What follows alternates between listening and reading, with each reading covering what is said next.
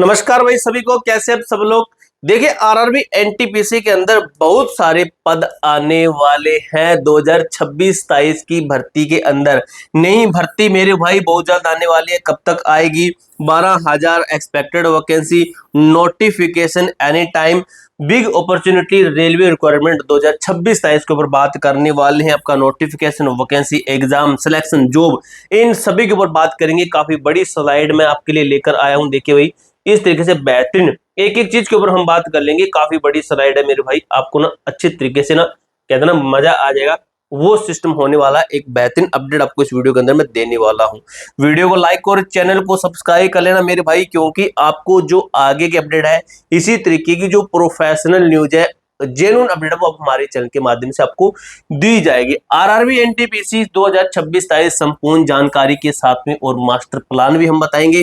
12,000 पद एक अपने आप में गुड न्यूज बनाते हैं आपके लिए। नौकरी पाने की एक बेहतरीन न्यूज है भाई। पदों के लिए अधिसूचना, 12,000 पदों के लिए। परीक्षा पैटर्न 6 महीने की अचूक रणनीति, 6 महीना ही आपके पास में बचा हुआ है। तो चलिए मेरे भाई शुरू करते हैं। देखिए भाई 2026 में क्यों है सबसे बड़ा मौका, तो पद है 12,000 आपके पद है। 2027 में क्या हुआ? उत्तर प्रदेश सहित कई बड़े राज्यों में चुनाव होने हैं। क्या हुआ 2027 में? क्या होना है? उत्तर प्रदेश के साथ साथ में बड़े बड़े राज्यों के अंदर इलेक्शन होने हैं। इसी कारण से क्या है, सरकार द्वारा 11,000 से 12,000 पदों को भारी मात्रा में मंजूरी मिलने की पूरी संभावना है मेरे भाई, पूरी पूरी संभावना है। अब देखिए भाई महत्वपूर्ण तिथियां, महत्वपूर्ण डेट की मैं अगर बात करूं तो अगस्त महीना आपके लिए बेहतरीन होने वाला है फॉर्म अप्लाई का। अगस्त का आखिरी हफ्ता शॉर्ट नोटिस जारी होने की प्रबल संभावना। आप किस एग्जाम की तैयारी कर रहे हैं मुझे कमेंट बॉक्स में जरूर बताना, ताकि हमें भी पता चले कि हमारे स्टूडेंट किस एग्जाम की तैयारी कर रहे हैं। सितंबर महीने को टारगेट कीजिए, पहला सप्ताह है, फुल नोटिफिकेशन जारी होगा और ऑनलाइन फॉर्म भरने की शुरुआत होगी, जो कि सितंबर से अगस्त, सितंबर और अक्टूबर तक आपके फॉर्म चलेंगे। नहीं, एक महीने अक्टूबर तक आपके फॉर्म अप्लाई हो जाएंगे। समय कम है, तैयारी आज से ही शुरू करनी पड़ेगी। अक्टूबर के बाद में, उसके बाद कितने टाइम बाद में एग्जाम होगा, हमारे पद कितने, किस पोस्ट के लिए क्या कुछ है, वो भी हम बात करेंगे। तो पदों का विवरण और योग्यता की मैं बात करूं तो सबसे पहले बात करें ग्रेजुएट लेवल की, उसके बाद में बात करें अंडर ग्रेजुएट लेवल यानी कि 12th लेवल की हम बात करेंगे। देखिए भाई 8,000 पद होने वाले हैं हमारे ग्रेजुएट लेवल के।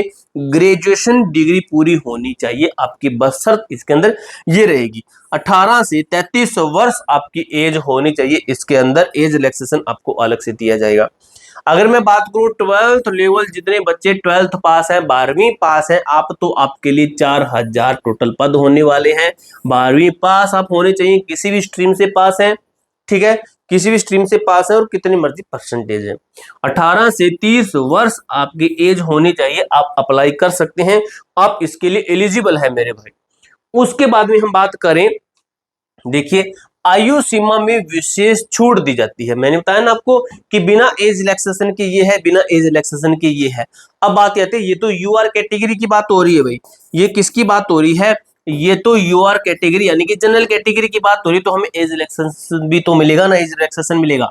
तो जनरल कैटेगरी के लिए कोई किसी प्रकार की छूट नहीं होती है, जो कि मैंने आपको पिछली स्लाइड के अंदर बताया भी है। अगर मैं ओबीसी कैटेगरी की बात करूं तो 3 साल की आपकी एज रिलैक्सेशन होने वाला है, यानी कि इसके अंदर 18 से 36 वर्ष, इसके अंदर 18 से 33 वर्ष ओबीसी के लिए। उसके बाद में बात करूं एससी एसटी कैटेगरी के लिए आपकी 5 वर्ष की छूट दी जाती है। अब छूट जोड़े तो, छूट को जोड़े तो हम इसके अंदर 18 से 38 वर्ष एससी एसटी के लिए ग्रेजुएशन के अंदर, अंडर ग्रेजुएशन के अंदर 18 से लेकर 35 वर्ष, 18 से 35 वर्ष आपकी एससी एसटी के लिए रहने वाली है। ये आपकी एज रिलैक्सेशन है, जो कि मैंने आपको बता दी है। अब देखिए यह आरक्षित वर्ग के छात्रों के लिए एक बड़ा सकारात्मक पहलू है, जो उन्हें तैयारी का अतिरिक्त अवसर देता है, अतिरिक्त मौका देता है। देखिए भाई सिलेक्शन प्रोसेस देख लीजिए किस तरीके से आपका सिलेक्शन प्रोसेस है इस बार, ठीक है। सिलेक्शन प्रोसेस की मैं बात करूं तो मेडिकल पहले एग्जाम होता है ना भी मेडिकल के। सबसे पहले होगा आपका सीबीटी एग्जाम, जो कि आपका सिर्फ और सिर्फ क्वालिफाइंग नेचर है, कंप्यूटर आधारित परीक्षा चरण 1, सीबीटी 1 पेपर होता है आपका। अब इसके अंदर क्या आएगा वो हम अगली स्लाइड के अंदर बात करेंगे। सीबीटी 1 के अंदर और सीबीटी 2 के अंदर क्या क्या आएगा, कंप्यूटर आधारित परीक्षा चरण 2, फिर होता है आपका सेकंड पेपर। इसके अंदर काफी लगभग 15 गुना बच्चों को पास करके सीबीटी 2 के लिए बुलाते हैं। यहां पर जो बच्चा अच्छा स्कोर करता है उसका सिलेक्शन होता है मेरे भाई। उसके बाद में कुछ पोस्टों के ऊपर टाइपिंग टेस्ट होता है, कुछ पोस्टों के ऊपर आपका जो अलग जैसे सीबेट वगैरह वो होता है, ठीक है।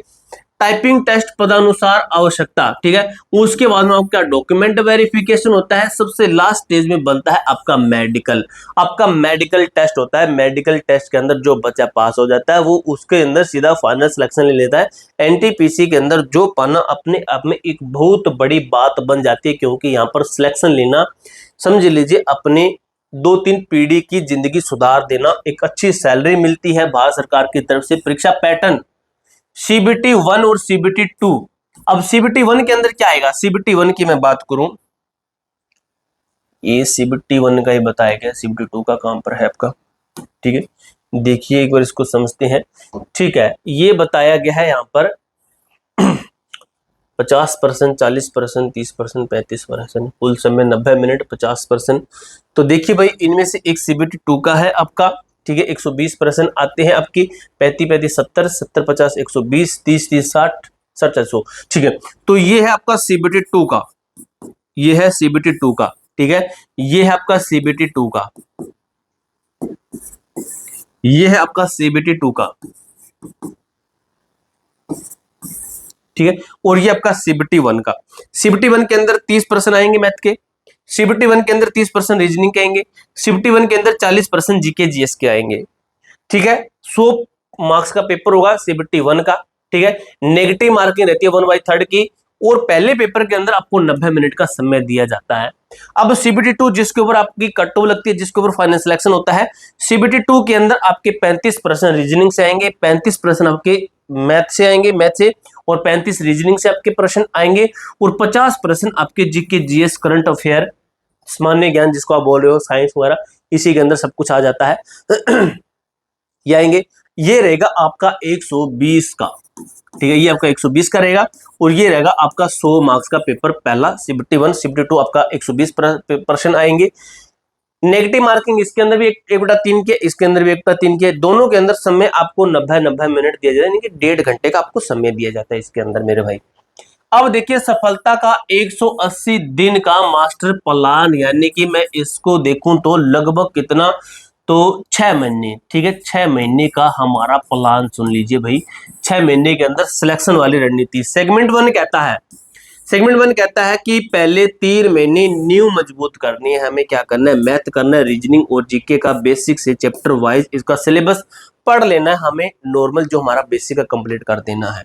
अगले 2 महीने रिवीजन और अभ्यास करें। पहले 3 महीने ये किया, 2 महीने इनकी हमारे 5 महीने निकल गए, सभी सीक्वेंस सभी कॉन्सेप्ट का गहन रिवीजन और प्रैक्टिस कर लेनी है। उसके बाद में क्या करें, आखिरी 1 महीने के अंदर स्पीड और एक्यूरेसी बढ़ानी है। टाइमर के साथ प्रतिदिन कम से कम 1-2 लगभग बेहतरीन मॉक टेस्ट लगाएं। स्पीड पर फोकस करेंगे। टेक्स्ट बुक से आप टेस्ट लगा सकते हैं। देखिए परीक्षा से 1 महीने पहले जागने वालों का चयन सिलेबस बहुत विशाल है। जो छात्र आज से इस 180 दिन का रोडमैप को पूरी गंभीरता सीरियस होकर फॉलो करेंगे, वही 2026 के एनटीपीसी है भाई, ठीक है। एनटीपीसी में अपनी सीट पक्की कर पाएंगे। अपनी तैयारी आज से ही, अभी से ही शुरू करनी पड़ेगी, तब जाकर आप ये कह सकते हो कि मेरा फाइनल सिलेक्शन श्योर है, 100% है, ठीक है। पूरी जानकारी मैंने अच्छे तरीके से क्लियर कर दी है। कोई डाउट हो, कोई क्वेरी हो, कमेंट बॉक्स में पूछ सकते हो। मिलते हैं दोस्तों नेक्स्ट वीडियो के अंदर, तब तक के लिए जय हिंद, जय भारत।